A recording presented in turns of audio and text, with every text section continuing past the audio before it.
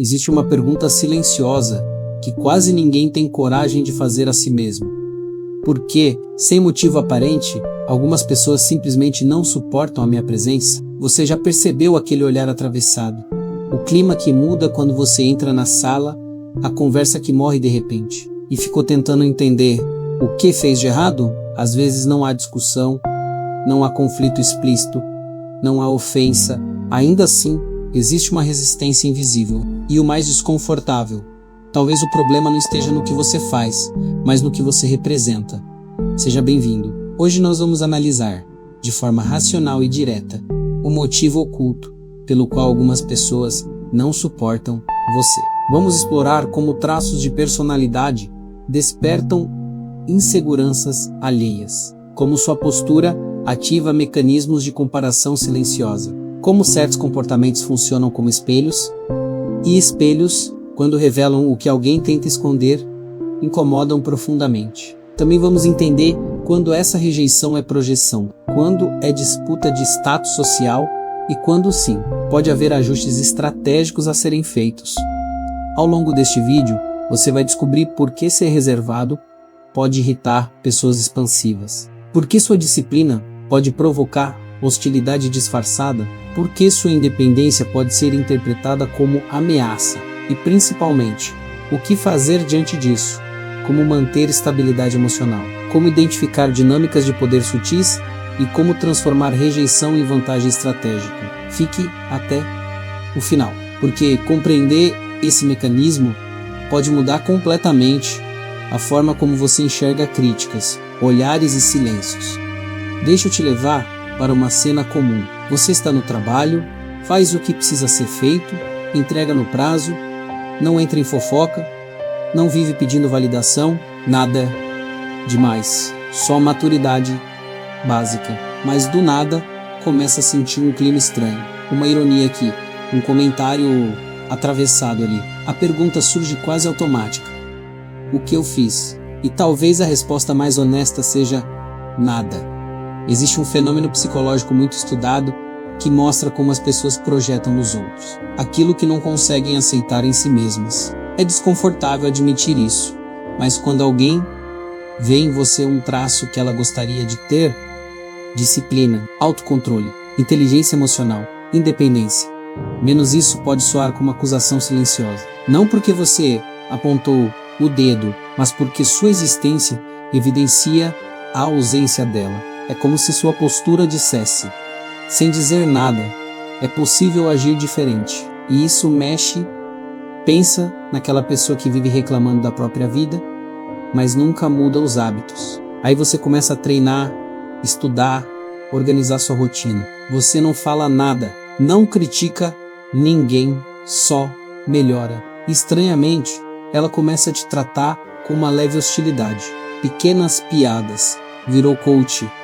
Agora, tá se achando demais. Parece brincadeira, mas tem algo ali. O que está acontecendo não é sobre superioridade. É comparação interna. Quando alguém percebe que poderia estar fazendo mais, mas não faz, o cérebro tenta proteger o ego. E a forma mais rápida de aliviar essa tensão é desqualificar quem provoca esse desconforto. Isso acontece também em relações pessoais. Já notou como pessoas muito seguras incomodam quem vive em constante necessidade de aprovação? Ou como alguém mais reservado pode ser visto como arrogante simplesmente porque não se expõe o tempo todo? Muitas vezes, o que irrita não é sua atitude, é o significado que o outro atribui a ela. Se você não compete, parece que está se colocando acima. Se você não reage a provocações, parece que está desprezando. Se você não busca aplauso, parece que está julgando quem busca. E aqui entra um ponto importante. O ser humano tem dificuldade em lidar com aquilo, que ativa suas próprias sombras. Existe uma ideia forte na psicologia de que tudo aquilo que rejeitamos com intensidade excessiva nos outros costuma ter alguma ligação com algo mal resolvido dentro da gente. Por isso, a rejeição nem sempre é racional. Ela é emocional, quase instintiva. É o ego tentando se proteger de uma ferida que ninguém quer tocar. Mas cuidado, isso não significa que você esteja acima de qualquer crítica. O ponto aqui é entender que nem toda antipatia nasce de erro seu. Às vezes, nasce do impacto que você causa sem perceber. E quando você começa a enxergar isso com clareza, a dinâmica muda. Você para de tentar agradar todo mundo. Para de se diminuir para caber. Só que essa consciência traz uma outra pergunta, talvez ainda mais delicada. Se você é um espelho para os outros, o que exatamente sua postura está refletindo dentro das relações que você constrói? Tem um tipo de conflito que não faz barulho. Ninguém declara guerra. Ninguém fala que está competindo com você. Mas o clima muda. A energia pesa. E, quando você percebe, virou alvo de pequenas tentativas de desvalorização. O curioso, você nem sabia que existia uma disputa. Isso acontece muito mais do que a gente imagina. O ser humano mede o próprio valor o tempo todo. Salário, aparência, inteligência, influência social. Mesmo que ninguém admita, a comparação é quase automática. Agora pensa, você começa a se destacar em alguma área. Pode ser algo simples, menos melhora na comunicação, evolução física, crescimento profissional, mais equilíbrio emocional. Você não está atacando ninguém, só está crescendo, só que para algumas pessoas, seu avanço vira um lembrete silencioso de que elas estão paradas. E quando alguém se sente ameaçado, a reação raramente é madura. Em vez de dizer, eu também preciso melhorar, é mais fácil reduzir você. Surge o comentário sutil. Você deu sorte. Ou então aquela análise fria demais sobre seus resultados, como se fosse obrigação minimizar. Não é sobre o que você conquistou, é sobre como sua conquista mexeu na hierarquia invisível que a pessoa criou na própria cabeça. Existe um conceito forte na psicologia social que explica isso. Quando alguém percebe que está descendo na comparação interna, o cérebro tenta restaurar equilíbrio diminuindo o outro. É uma forma de proteger o ego. Não é consciente na maioria das vezes. É automático. Por isso, a hostilidade vem camuflada de brincadeira, sarcasmo ou distanciamento repentino. E não é só no trabalho. Às vezes acontece entre amigos de longa data. Um começa a amadurecer, a ter novos objetivos, a mudar hábitos, e o outro sente que está sendo deixado para trás. Não porque você abandonou a amizade, mas porque você saiu do papel que ele estava acostumado a ver você desempenhar. Quando você muda, a dinâmica muda, e nem todo mundo gosta quando o equilíbrio anterior é quebrado. Agora presta atenção nesse detalhe.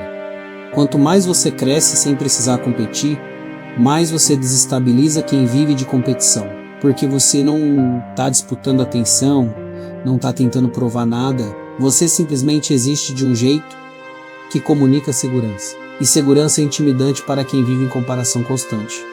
Mas aqui vem o ponto essencial. Não dá para viver tentando diminuir seu brilho para manter o conforto dos outros. Ao mesmo tempo, também não é inteligente ignorar completamente o ambiente. Existe uma linha fina entre se afirmar e provocar desnecessariamente. A pergunta que começa a surgir é mais estratégica do que emocional. Como manter sua evolução sem alimentar rivalidades silenciosas que drenam sua energia? E é aí que a análise fica ainda mais profunda, porque nem toda rejeição vem da competição. Algumas vêm do simples fato de você não jogar o jogo social esperado. Existe um manual invisível que quase todo mundo segue sem perceber. Como falar, quando rir, quando se expor, quando concordar mesmo discordando. É sutil, mas ele está ali. E o problema começa quando você, por qualquer motivo, decide não seguir esse roteiro.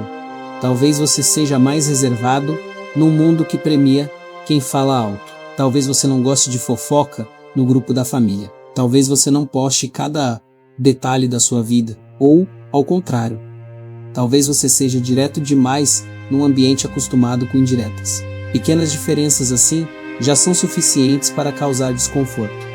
O ser humano tende a confiar no que é previsível. Quando alguém foge do padrão, o cérebro interpreta como incerteza. E incerteza gera tensão. Não é que você esteja fazendo algo errado é que você não está jogando conforme as regras que aquele grupo considera normais. E quando você não valida essas regras com seu comportamento, você expõe que elas são opcionais. Isso mexe com a estrutura. Pensa numa roda de amigos onde todo mundo reclama do trabalho, mas ninguém faz nada para mudar. Aí você começa a estudar, manda currículo, se movimenta, você não critica ninguém, só age diferente. De repente, surge um afastamento, não porque você virou arrogante, mas porque sua atitude quebra o pacto silencioso de conformismo. Sua mudança cria um contraste, e contraste incomoda.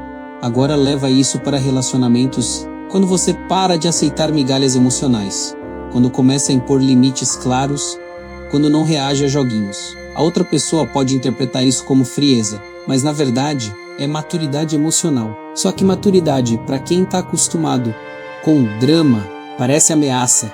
Estudos sobre comportamento social mostram que grupos tendem a pressionar membros que fogem muito da norma. Mesmo que esse desvio seja positivo, é um mecanismo de manutenção da identidade coletiva. Em outras palavras, se você muda demais, o grupo sente que perde controle sobre você. E perder controle é algo que muita gente não tolera bem.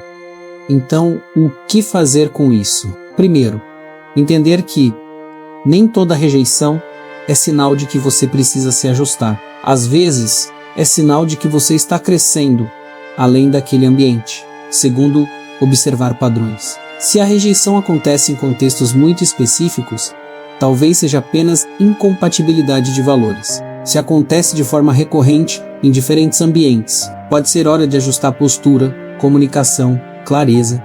O ponto central é simples, mas profundo.